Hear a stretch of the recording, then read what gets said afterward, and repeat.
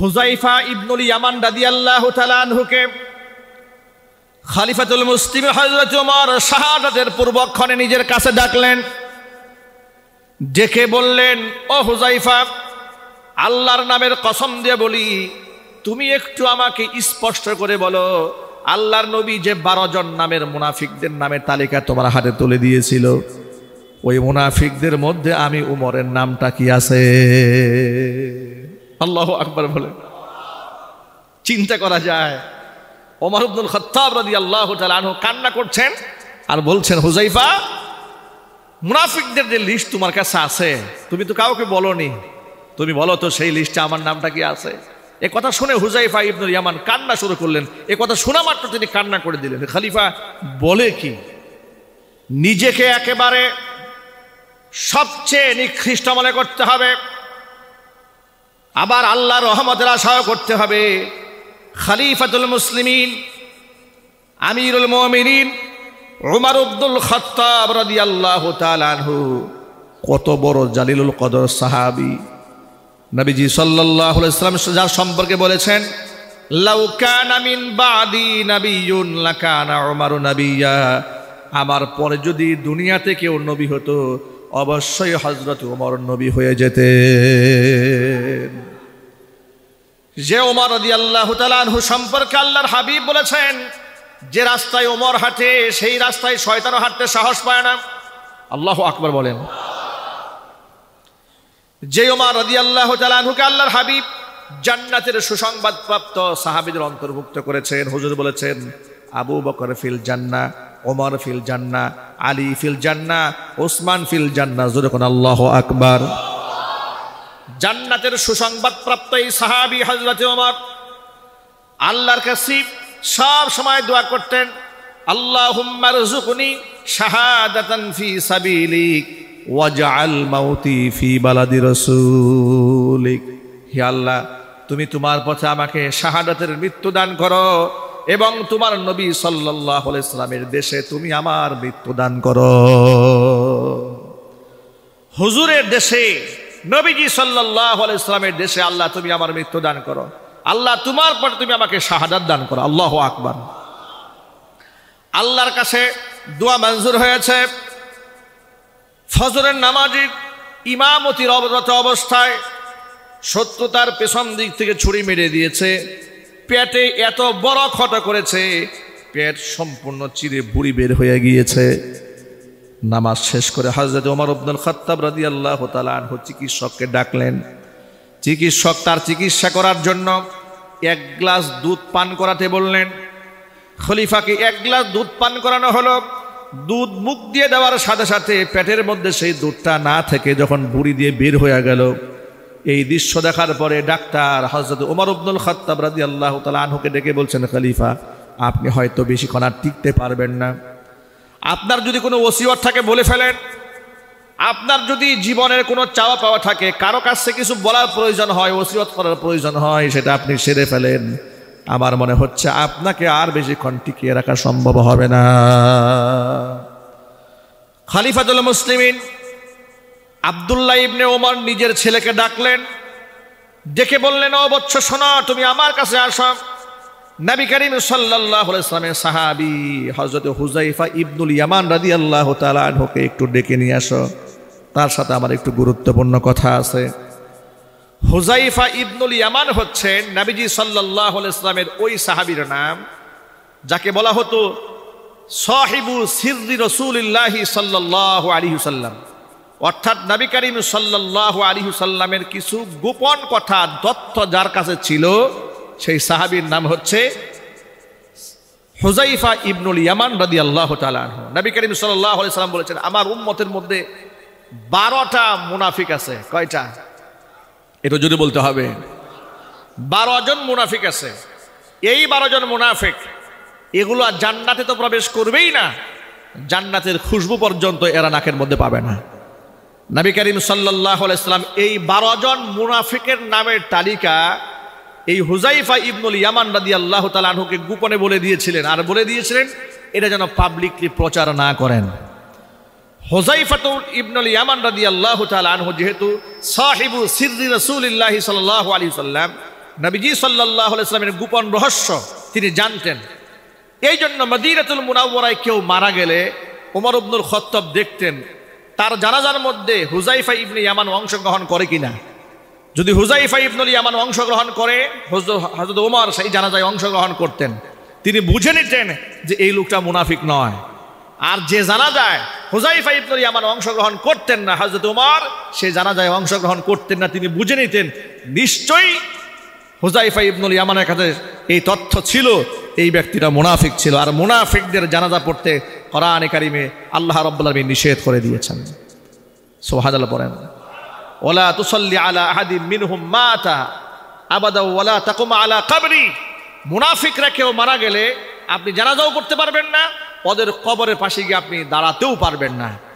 আজকের বর্তমান জমানার দৃশ্য যদি মুহাম্মদ সাল্লাল্লাহু আলাইহি ওয়াসাল্লামের সামনে হুজুরের জীবদ্দশায় থাকতো, তাহলে আমরা দাবি করে বলি না যে বাংলাদেশে 90 থেকে 95 কিংবা 92% মুসলমান।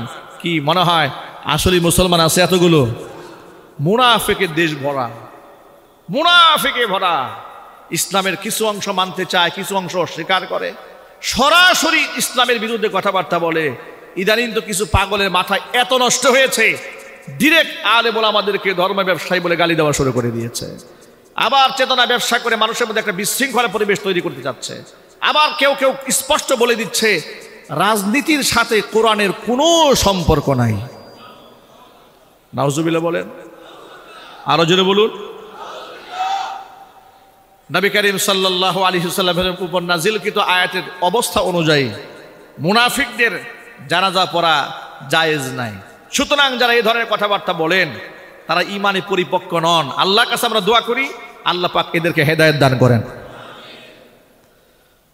হুযায়ফা ইবনুল ইয়ামান রাদিয়াল্লাহু তাআলা আনহুকে খলিফাতুল মুসলিমিন হযরত ওমর শাহাদাতের পূর্বক্ষণে নিজের কাছে ডাকলেন, ডেকে বললেন, ও হুযায়ফা, আল্লাহর নামের কসম দিয়ে বলি, তুমি একটু আমাকে স্পষ্ট করে বলো, আল্লাহর নবী যে 12 জন নামের মুনাফিকদের নামের তালিকা তোমার হাতে তুলে দিয়েছিল, ওই মুনাফিকদের মধ্যে আমি উমরের নামটা কি আছে? আল্লাহু আকবার বলেন। চিন্তা করা যায়, ওমর ইবনুল খাত্তাব রাদিয়াল্লাহু তাআলা আনহু কান্না করছেন আর বলছেন, হুযায়ফা, মুনাফিকদের যে লিস্ট তোমার কাছে আছে, তুমি তো কাউকে বলোনি, তুমি বলো তো সেই লিস্টে আমার নামটা কি আছে? এ কথা শুনে হুযায়ফা ইবনুল ইয়ামান কান্না শুরু করলেন। এ কথা শোনা মাত্র তিনি কান্না করে দিলেন, খলিফা বলে কি? আবার জিজ্ঞেস করেন, আল্লাহর কসম করে বলি হুযায়ফা আমাকে বলো, আল্লাহর হাবিব তোমাকে যে মুনাফিকদের তালিকা দিয়েছিল ওই তালিকার মধ্যে আমি উমরের নাম আছে নাকি? হুযায়ফা ইবনুল ইয়ামান রাদিয়াল্লাহু তাআলা আনহু কসম করে বললেন, আমিরুল মুমিনিন, আল্লাহর কসম করে বলি, নবীজি সাল্লাল্লাহু আলাইহি ওয়াসাল্লাম মুনাফিকদের যে তালিকা দান করেছিলেন তার মধ্যে আপনার নামটা নাই। জীবনের শেষ মুহূর্তে এসে তিনি মনের সান্ত্বনা গ্রহণ করলেন, মুনাফিকদের তালিকায় নাম নাই। এতেই মন শান্ত হয় নাই। সন্তান আব্দুল্লাহ ইবনে উমরকে ডেকে বলছে, ও আব্দুল্লাহ রে, শোনো, আমি তো এখনো বেঁচে আছি, এমন হতে পারে আমাকে সান্ত্বনা দেওয়ার জন্য তিনি কোনো কথা বলতেও পারেন। আমার শাহাদাতের পরে ভালো করে লক্ষ্য করো ভাই, হুযায়ফা ইবনে ইয়ামান কি আমার জানাজার নামাজ পড়তে আসেন কিনা? আল্লাহু আকবার বলেন। আমার শাহাদাতের পরে হুযায়ফা ইবনুল ইয়ামান যদি আমার জানাজার নামাজ পড়তে আসেন, তাহলে তোমরা ধরে নিবা মুনাফিকদের কাতারের মধ্যে আমি উমরের নামটা লেখা ছিল না। এবার তিনি হযরতে আব্দুল্লাহ ইবনে উমরকে ডেকে বলেন, শোনা, উম্মুল মুমিনিন মা আয়েশা সিদ্দিকা রাদিয়াল্লাহু তাআলা আনহার কাছে যাবে, গিয়া বলবে, মিন উমর ইবনুল খাত্তাব রাদিয়াল্লাহু তাআলা আনহু, মিন আমিরুল মুমিনিন বলবে না, খলিফাতুল মুসলিমিন উল্লেখ করবে না, ডাইরেক্ট বলবা উমর ইবনুল খাত্তাব আপনার সন্তান আপনার কাছে একটা আবদার জানিয়েছে, তার শাহাদাতের পরে তিনি তার দুই দুস্থ মুহাম্মদ সাল্লাল্লাহু আলাইহি সাল্লাম এবং আবু বকর সিদ্দিক রাদিয়াল্লাহু তাআলা আনহুর পাশে একটু শোয়ার সুযোগ চান। যেহেতু জায়গাটা মা আয়েশা রাদিয়াল্লাহু তাআলা আনহার হুজরাখানার ভেতরে, মা আয়েশা যদি অনুমতি দান করেন তাহলে আমাকে যেন সেখানে একটু শেষবারের মতো শোয়ার একটু সুযোগ করে দেন। মা আয়েশা শোনার পরে খুব কান্না করলেন এবং বললেন, এই জায়গাটা আমি নিজের জন্য রেখে দিয়েছিলাম, কিন্তু উমর যেহেতু আবদার করেছে এবং তামান্না পেশ করেছে, আমি আমার স্বার্থকে কুরবান করে উমরের জন্য জায়গা বরাদ্দ করে দিলাম। ওমর ইবনুল খাত্তাব কত বিনয়ী মানুষ দেখেন। উম্মুল মুমিনিন মা আয়েশা রাদিয়াল্লাহু তাআলা আনহার পক্ষ থেকে অনুমতি পাওয়ার পরেও তিনি শান্ত হন নাই। ছেলেকে ডেকে শেষবারের মতো বললেন, শোনো, আমি হয়তো বেঁচে আছি, আমাকে সান্ত্বনা দেওয়ার জন্য হয়তো মা আয়েশা নিজের রাজিমন্দি তোমাদের সামনে প্রকাশ করেছেন, রেজামন্দি, কিন্তু আগে শোনো, আমার শাহাদাতের পরে শেষবারের মতো আরেকটা বার অনুমতি চাইতে যাবে। আমি যখন দুনিয়া থেকে বিদায় হয়ে যাব, শেষবারের মতো আরেকটা বার তার কাছে যাবে, তার কাছে অনুমতি চাবে। আমার মৃত্যুর পরেও যদি তিনি অনুমতি দেন, তাহলে বুঝে নিবা অনুমতিটা মন থেকে দান করেছেন। যদি অনুমতি দেন, তাহলে রাসূল পাক সাল্লাল্লাহু আলাইহি ওয়াসাল্লামের পাশে আমাকে শোয়ার জন্য তোমার ব্যবস্থা করবে। অনুমতি যদি না হয়, সাধারণ মুসল্লিদের কবরস্থানে আমাকে মাদফন করে দেবে। এই হচ্ছে খলিফাতুল মুসলিমিনের আচরণ। একটু জোরে বলতে হবে আল্লাহু আকবার। তিনি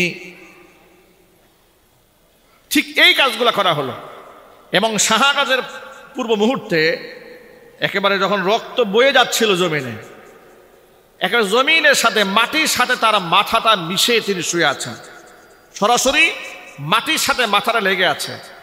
তার নিজের ছেলে আব্দুল্লাহ ইবনে ওমর তিনি গেলেন, বাবার মাথাটা টেনে উরুর মধ্যে নেওয়ার চেষ্টা করলেন। খলিফা বললেন, আব্দুল্লাহ, আমার মাথাটা মাটি থেকে তুমি সরায়ও না, তোমার উরুর মধ্যে আমি মাথা রেখে আমি শাহাদাত বরণ করতে চাই না।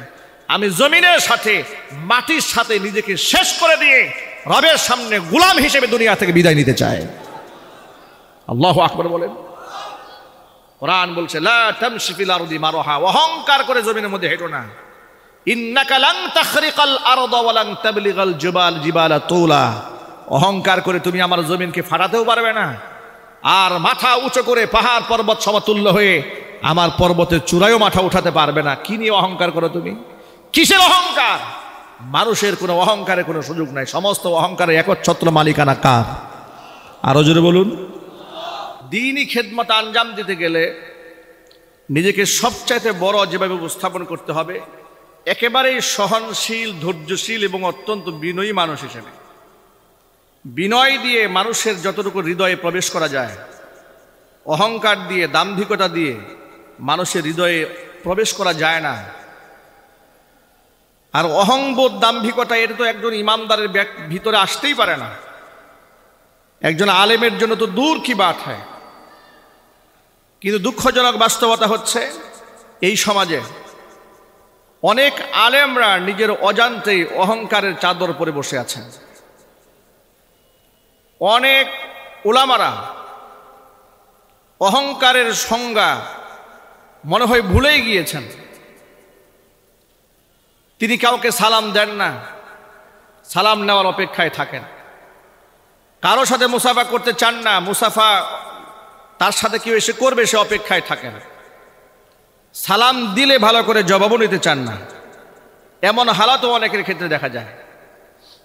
অথচ কোরআন সুন্নাহ থেকে সারা জীবন তালিম তরবিয়ত দিয়েছেন, কিংবা নিজেও শিক্ষা গ্রহণ করেছেন। মান তাওয়াদুআ লিল্লাহি রাফাআহুল্লাহ, যে ব্যক্তি আল্লাহর জন্য বিনয়ী হয়, আল্লাহ পাক তার উপরে উঠিয়ে দেয়। যে ব্যক্তি তাকাব্বুর করে, অহংকারী হয়ে যায়, আল্লাহ পাক তাকে অপমানিত করেন, লাঞ্ছিত করেন।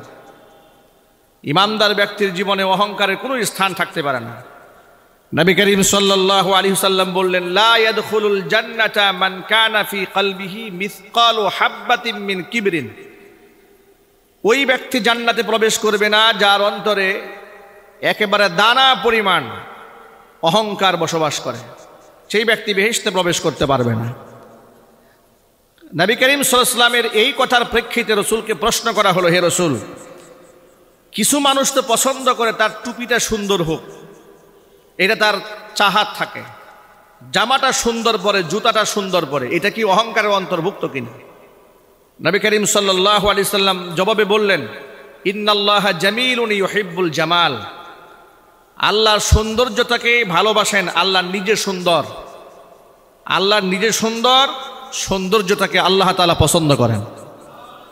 সুতরাং টুপি সুন্দর হওয়া, জামা সুন্দর হওয়া এটা অহংকারের আলামত নয়। অহংকারের সংজ্ঞা কি? বাতারুল হাক্কি ওয়া গামতুন নাস, সত্যকে অস্বীকার করা আর মানুষকে তুচ্ছ তাচ্ছিল্য জ্ঞান করা, এটা হচ্ছে অহংকারের চূড়ান্ত পর্যায়। আর এটাই হচ্ছে অহংকার, সত্যকে অস্বীকার করা। আপনারা দেখুন, ইসলাম যে সত্য, কোরআন যে সত্য, রসুল যে সত্য, আপনারা কি মনে করেন এর আত্ম উপলব্ধি আবু জেহেলের মনে ছিল না? কি বলেন? আবু জেহেল বুঝতে পারতো না মুহাম্মদ সাল্লাল্লাহু আলাইহি ওয়াসাল্লাম হক? উতবা সাইবা বুঝতো না মুহাম্মদ সাল্লাল্লাহু আলাইহি ওয়াসাল্লাম হক? কোরআন সত্য উপলব্ধি করতে পারতো না? নিশ্চয়ই তারা উপলব্ধি করতে পেরেছে। উপলব্ধি করার পরেও তারা প্রত্যাখ্যান করেছে অহংকার বশত, যে সারা জীবন আমরা নেতৃত্ব দিয়েছি মক্কাতুল মুকাররমায়, সর্বশেষ মুহাম্মদের হাতে হাত রেখে আমরা তার বায়াত গ্রহণ করে, তার বশ্যতা স্বীকার করে, তার আনুগত্য করে আমাদের চলতে হবে। এই অহংকার, আত্ম অহমিকা, গরিমা তাদেরকে সত্য পথ থেকে দূরে সরিয়ে দিয়েছে।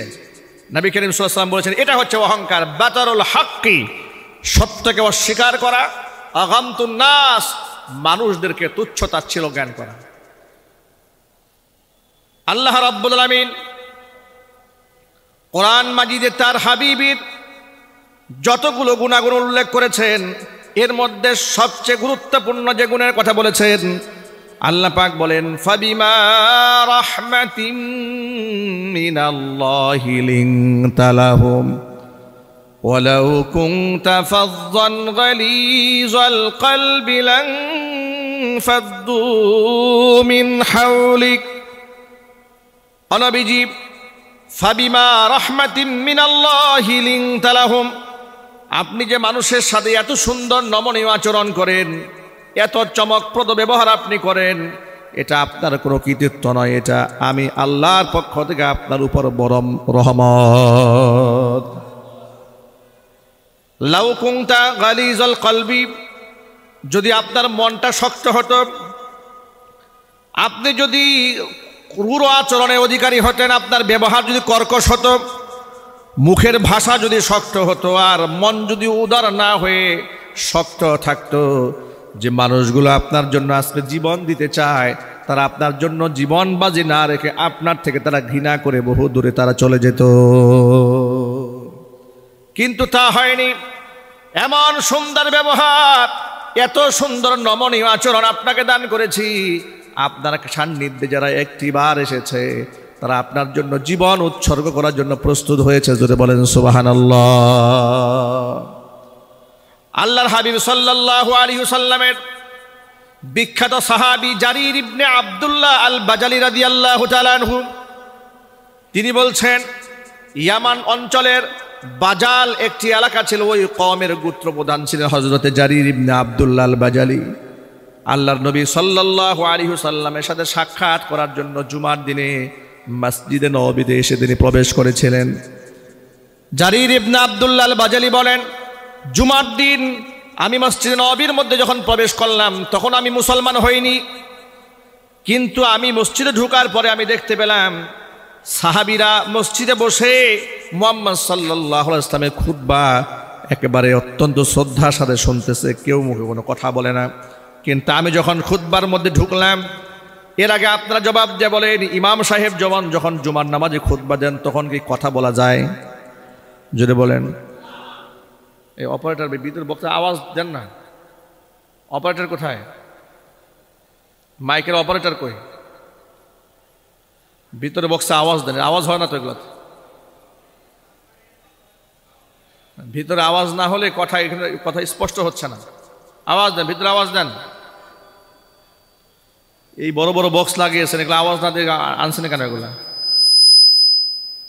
এগুলাকে একদম একটার মুখোমুখি দাঁড় করাই দিয়েছেন, আওয়াজ তো করবেই। এগুলো ক্রস করে বসাইতে হয়। এক স্পিকার থেকে আরেক স্পিকার মুখোমুখি বসাতে হয় না, এটা ক্রস করে বসাতে হয়। এগুলো ক্রস করে দাও, এদিকে ঘুরাই দাও, এ পাশে আসো। এই বড় বক্সটা এদিকে অ্যাঙ্গেল করে দাও।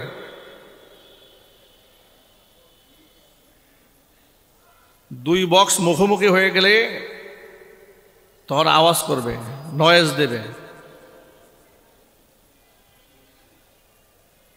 হ্যাঁ হ্যাঁ, অ্যাঙ্গেল করে দেন, জি এই পাশটাও অ্যাঙ্গেল করে দেন, তাহলে মুখোমুখি হবে না। হালকা অ্যাঙ্গেল, হালকা, বেশি না, বেশি অ্যাঙ্গেল করেন না, ব্যাস ব্যাস ব্যাস চলবে। এটাও হালকা অ্যাঙ্গেল করে দেন।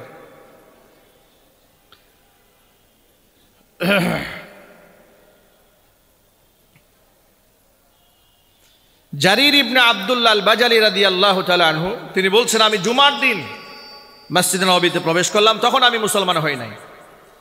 তো মসজিদে প্রবেশ করে দেখি সাহাবা ইকরাম খুব ধীর স্থির সাথে একদম চুপচাপ বসে নবী করিম সাল্লাল্লাহু আলাইহি ওয়াসাল্লামের খুতবা শুনতেছেন। কিন্তু আমি ঢোকার সাথে সাথে তারা আমাকে জায়গা করে দিলে আমি বসে গেলাম মাঝখানে। কিন্তু বসার পরে তারা মুখে কথা না বললেও তারা আমার দিকে এমনভাবে তাকাচ্ছিলেন, তাদের আড়িটুরি দেখে তাদের চোখের ভাষাতে বুঝতে পারলাম যে এরা যেন আমাকে অনেক আগে থেকে চেনে। তা আমি খুবই অবাক হলাম। তা আমি জীবনেও এখানে আসিনি, এদের সাথে কোনো পরিচয় নেই আমার, কিন্তু এরা আমার দিকে এভাবে তাকাচ্ছে কেন? এবং চোখের ভাষায় একজন আরেকজনকে ইঙ্গিত করছে, আমাকে দেখিয়ে দিচ্ছে। এতে আমার মনে হলো যে আমার ব্যাপারে এরা কিছু একটা ধারণা রাখে। নামাজ যখন শেষ হলো আমি পাশের ব্যক্তিকে জিজ্ঞেস করলাম, আচ্ছা আপনারা যে আমার দিকে এইভাবে আড়িটুরি করে তাকাচ্ছেন, আপনারা কি আমাকে চেনেন নাকি? উনি বললেন, আপনাকে আমরা চিনি না, কিন্তু আপনি এই মসজিদে প্রবেশ করার পূর্বে নবিয়ুনা মুহাম্মদ রাসূলুল্লাহ সাল্লাল্লাহু আলাইহি ওয়াসাল্লাম জুমার খুতবার মিম্বারে বসে তিনি আপনার প্রশংসা করেছেন, আপনার চরিত্রের প্রশংসা করেছেন, আপনার আখলাকের প্রশংসা করেছেন, আপনার ব্যক্তিত্বের প্রশংসা করেছেন। জারির ইবনে আব্দুল্লাহ আল বাজালি বলছেন, যিনি শত্রুর প্রশংসা করতে জানেন, যিনি অমুসলিমকে শ্রদ্ধা করতে জানেন, তিনি স্বাভাবিক হৃদয়ের অধিকারী নন, তিনি পরম প্রশস্ত হৃদয়ের অধিকারী। আমি সাহাবীদের মুখ থেকে আমি এতটুকুন প্রশংসা শুনে মুহাম্মদ সাল্লাল্লাহু আলাইহি ওয়াসাল্লামের প্রতি আমার শ্রদ্ধা বেড়ে গেল। কথা একটু বোঝার চেষ্টা করবেন। একজন অমুসলিমের প্রশংসা করেছে, তার পেছনে, সামনেও নয়, এমন না পাম দেওয়ার জন্য ফুলাইছে, আর এই আচরণটা তার হৃদয়ে হিট করেছে। তিনি বললেন, যিনি অমুসলিমকে শ্রদ্ধা করতে জানেন, একজন বিদেশি মানুষকে সম্মান দিতে জানেন, তিনি ন্যারো মাইন্ডের মানুষ নন, তিনি প্রশস্ত হৃদয়ের অধিকারী। আমি তার সান্নিধ্যে গেলাম, আমি জিজ্ঞেস করলাম, হে রাসূল, আমার প্রতি আপনার কোনো বাণী আছে নাকি? নবী করিম সাল্লাল্লাহু আলাইহি সাল্লাম আমাকে কালিমার দাওয়াত দিলেন। কালিমার দাওয়াত দেওয়া মাত্র আমি 1 সেকেন্ড বিলম্ব না করে সাথে সাথে হুজুরের হাতে হাত রেখে কালিমা পড়ে মুসলমান হয়ে গেলাম। তাকে জিজ্ঞেস করা হয়েছিল কালিমা গ্রহণ করার পেছনে কোন জিনিস আপনাকে অনুপ্রেরণা জুগিয়েছে? তিনি বললেন, নবী করিম সাল্লাল্লাহু আলাইহি সাল্লামের সাথে আমার জীবনের প্রথম সাক্ষাৎ আমাকে ইসলাম গ্রহণ করতে অনুপ্রাণিত করেছিল। আমি সেদিনই বুঝতে পেরেছিলাম তিনি সাধারণ মানুষ নন, তিনি মহামানব। এই সমস্ত বর্ণনাগুলো হাদিসে আছে। দুঃখজনক বাস্তবতা, আমাদের মধ্যে এমন আসাবিয়াত আমাদেরকে ধরেছে, আমরা এমন বেশি স্বজনপ্রিয়তার মধ্যে পড়ে গেছি, আমরা এক অমুসলিমের প্রতি শ্রদ্ধা ভক্তি ভালোবাসা থাকবে তো দূরের কথা, নিজের এক মুসলমান আরেক মুসলমানের প্রতি হিংসা বিদ্বেষে একবারে কলিজা ভরে গিয়েছে। কথা ঠিক কিনা বলেন? আমরা মানুষকে আপন করতে জানি না, আমরা মানুষকে বিভক্ত করতে জানি, আমরা এক করতে জানি না। কথায় কথায় নিজেই শুধু হক, অমুকে বাতিল, অমুকের টুপি ঠিক নাই, এর জুব্বা ঠিক নাই, এর পাঞ্জাবি ঠিক নাই, এর আকীদা ঠিক নাই, আর নিজে হচ্ছে বেহেশতের ডিলারশিপ নিয়ে আসছে, মোটামুটি সার্টিফিকেট প্রাপ্ত। এই যে আত্ম উপলব্ধি, এটা আলেম সমাজকে শেষ করে দিয়েছে। আলেমদের ঐক্যের পিছনে সবচেয়ে বড় বাধা হয়ে দাঁড়িয়েছে আত্ম অহমিকার, অহংকার। কথা বলতে হবে, ঠিক কিনা বলেন? এখানে যে সমস্ত ওলামারা নতুন করে আলেম হিসেবে সমাজের মধ্যে পরিচিতি লাভ করতে যাচ্ছেন, তাদের প্রতি আমার অত্যন্ত বিনয়ের সাথে এই আরজি, অহংবোধ মনে জায়গা দেওয়া যাবে না। আমার আপনার আদর্শ কোনো বড় পীর নয়, আমার আপনার আদর্শ মুহাম্মদ রাসূলুল্লাহ সাল্লাল্লাহু আলাইহি ওয়াসাল্লাম। তার কাছ থেকে আমাকে আখলাক শিখে নিতে হবে। আমরা কিন্তু দাড়ির সুন্নতকে আমরা মেনে নিয়েছি, টুপির সুন্নতটা গ্রহণ করেছি, তাসবিহ জায়নামাজের সুন্নত গ্রহণ করেছি, আখলাক আর চরিত্রের সুন্নত আমরা নিতে পারি নাই। ঠিক কিনা জোরে বলেন? আমরা সামান্য সুন্নতগুলো আদায় করতে ভুলে গিয়েছি। আল্লাহ নবী সাল্লাল্লাহু আলাইহি ওয়াসাল্লাম বলেছেন, তাবাসসুমুকা লিআখিকা লাকা সাদাকাতুন, তোমার এক মুসলিম ভাইয়ের সাথে তোমার দেখা হয়েছে, দেখা হওয়া মাত্র তাকে দেখে তুমি যখন মুচকি একটা হাসি দিয়েছ, হাসি দেওয়া মাত্র আমল নামার মধ্যে আল্লাহ সাদকার সব লিখে দিয়েছে। মুচকি হাসি দেওয়া হচ্ছে সুন্নাহ, এটাকে আমরা ভুলে গিয়েছি। আমরা মনে করি যে যত মোডে থাকতে পারবে সে তত বড় হুজুর, ঠিক কিনা বলেন? যিনি যত ভাব ধরে একেবারে এইরকম ভাউয়া ব্যাঙের মতো ফুলে থাকতে পারবে তিনি হচ্ছেন সবচেয়ে বড় আল্লামা। এগুলো জিহালাত, এগুলো মূর্খতা, এখান থেকে বের হয়ে আসতে হবে। আল্লাহর কসম, আল্লাহর নবী সাল্লাল্লাহু আলাইহি ওয়াসাল্লামের সুন্নতের বাহিরে কোনো সুন্নত হতে পারে না, রাসূলের আদর্শের বাহিরে কোনো আদর্শ হতে পারে না, আল্লাহর নবীর আখলাকের বিপরীতে কোনো আখলাক থাকতে পারে না, আল্লাহর নবীর চরিত্রের সামনে পৃথিবীর কোনো চরিত্র টিকে থাকতে পারে না। চিল্লায় বলুন ঠিক কিনা? রাসূলের আখলাক, রাসূলের চরিত্র হচ্ছে পৃথিবীর সর্বশ্রেষ্ঠ চরিত্র।